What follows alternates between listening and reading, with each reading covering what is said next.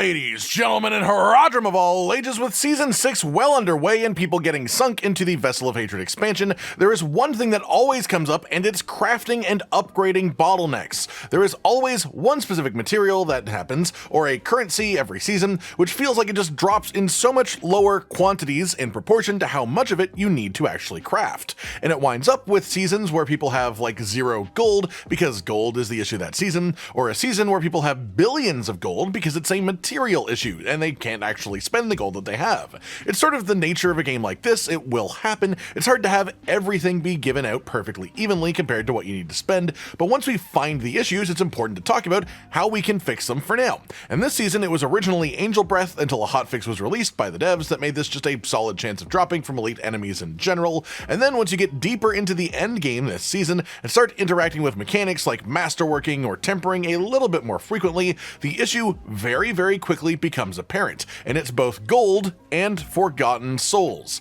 Forgotten souls just drop in too infrequent amounts, even from the intended farms for them, and gold, while dropping quite plentifully, has a lot of active sinks this season, with not only masterworking being very expensive, which it was before to be fair, but now also gem creation costs 10 million gold apiece for the highest quality gems, and it also takes 30 forgotten souls. And while the prices of masterworking hasn't gone up much really, the drop rate of gold is a bit down from what it was last season, so it puts us in a bit of limbo for gear upgrading. That said, there are specific ways to increase the amount of each of these things that you can collect, and while it still won't be fixing all of your problems in minutes, it's the best way that we have right now. So first up, let's talk about gold. There are 3 really good sources of gold in the game right now for this season. The first is Whispers of the Dead hand-in caches. Especially this season, they have updated Whispers of the Dead objectives, so there are just way more valuable ones across the map, a number more that give you 5 Grim Favors at a time. There are now also 5 Grim Favor objectives to kill ladder bosses, which are very fast for that. There is the potential of 2 Hell Tides being up at the same time, because when one is up in the Hantu, there's also one up in the base game regions, and this lets you do 2 separate 5 Grim Favor Blood Maiden kills within the same Helltide window. And so you can hand in Whispers incredibly quickly, and opening the caches from Whispers has very solid rewards, especially if you can find the Whispers cache of gold specifically, which is a new thing that exists. I find that generally the non-legendary caches from the hand-ins will give a few million gold apiece, up to 5 million or so on Torment 4, and legendary caches can give 10 million or more. The next best farm then is Infernal Hordes. Hordes are also the best method of gaining experience, generally speaking, so if you're farming Paragon, you'll be doing this anyways, and they have some other uses too, like masterworking materials and general crafting stuff, but specifically the gold chest at the end of this that you can dump all of your Aether into at once has a pretty decent conversion rate of Aether to gold if you choose to dump into it. Some people would say that this is a waste over the masterworking materials, but if you are specifically lacking gold, if you are out of gold, then this is a way to farm it, while also overlapping with your other farms too, like Paragon levels. That said, the conversion rate for this gets better in higher difficulty tiers that you do the activity, but the actual reward depends on the amount of Aether that you can collect. So you want to do the highest difficulty tier that you can consistently get 500 Aether or more within. Obviously, if you can get a good 10 wave actual key, and then you can hit over 1,000 Aether in a single run, you'll just be swimming in gold very quickly. Then before we move on to the third method of gold, it's worth mentioning there is also a seething opal for gold, specifically the seasonal consumables. But it just doesn't feel like it actually gives you that much of a bonus to gold drops, honestly. It does help to have one active over not having one, but it is arguably just way less useful than having a different opal active at the same time. The third main way to gain gold then is through trading, either through the trade chat in-game, just blindly going into it, or external trading websites that exist. Any excess of items that you have, items of value, can be given to other players, and they will give you their gold for it. And this can get you a lot of funds very quickly. While mostly this just applies to things like high value uniques or ancestral rolls as well, this season it also applies to runes especially, and specifically legendary runes. The ones that people are actually seeking can go for upwards of 40 million, all the way up to 200 million on the high end for lilth runes specifically, and the variance being much higher for equipment that you would consider selling. For example, if you have an ancestral amulet which has the greater affix rolled on armor percent gain, this is going for 500 million gold or more, because Spiritborns love that to death, and Spiritborn is the most popular class this season. So if you find items that are good for Spiritborn, you can make a lot of gold very quickly. It can be a bit of a hassle to interact with trading, sure, but there is a lot of value that can be gained from this if you try, especially obviously for your gold count. Then next up we need to talk about Forgotten Souls. These are a really big bottleneck in the deeper side of the endgame that isn't necessarily as obvious early on. As more and more players reach the endgame then this season, more people will find that there just isn't anywhere close to enough of Forgotten Souls available. It takes a full 30 Forgotten Souls to craft a single max level gem, of which you will need at least 7 for your gear, if not more if you're playing something like Barbarian that has a ton of weapon gem slots. It takes 5 Forgotten Souls each time to reset your masterworking rolls, and depending on luck, you can easily reset 10, 20 times while just trying to get one item to even 8 out of 12, not to mention 4, and they are part of a tempering cost and the imprinting cost as well, so you will just be spending these constantly.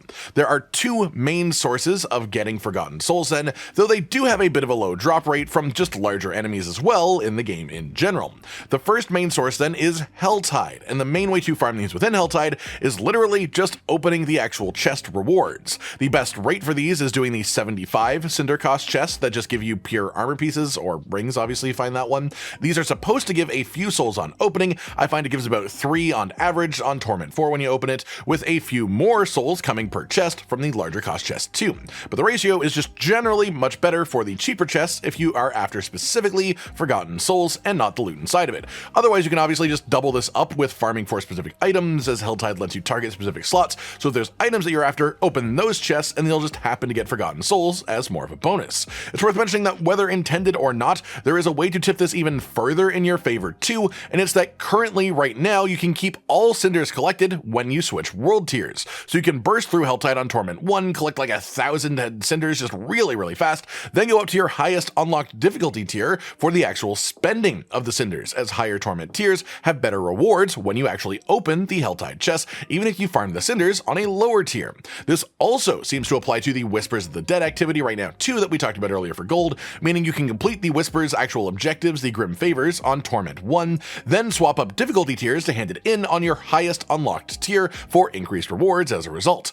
These are both things that have existed in the past at different times, and they were patched out previously, so it's a bit unclear whether this will be patched out or if it is actually intentional this time around, because obviously this was fixed in the past, but now it's back. But with the bottlenecks being what they are right now for both gold and Forgotten Souls, this is a really good way to tip this. The other main way of getting Forgotten Souls is actually ladder boss kills. It's not from every kill, but the bosses have a reasonable chance of dropping a handful of Forgotten Souls on death. If you are just doing a bunch of boss runs back to back because you're hunting a targeted unique, or maybe you just want mythic uniques in general, you'll just sort of also get a reasonable amount of Forgotten Souls while you're doing it. It's not necessarily a target farm for only Forgotten Souls, but it's a note that there's another activity that exists that you absolutely do want to engage with for other reasons, and that does also happen to drop these materials relatively frequently for the time investment required. None of these things will completely fix it. You will still have gold and Forgotten Souls be your end thing that's preventing you from doing more upgrading, but this will make them much more frequent, and it will actually help you get them just about the best that you can in the game right now. The final thing we're talking about with Forgotten Souls then is that the developers have heard the complaints about these drop rates. They know that it's an issue right now, and it is something that they are planning to address in the upcoming fixes and patches. We don't have an exact timeline for Forgotten Souls specifically, but I would expect at least some level of change to these drop rates or the sources they come from within the next week. This is just the best that you can do for now until these changes do actually come in and take place. That just about does it for today then, everyone. Just a talk about the current material bottlenecks in Diablo 4's endgame and the best ways to work around the problem for now. I hope you've all enjoyed this then, and hopefully it helps you out on your journey for more power. Like if you liked the video, subscribe to the notification bell for more, and most importantly, ladies and gentlemen, until next time, stay sweet.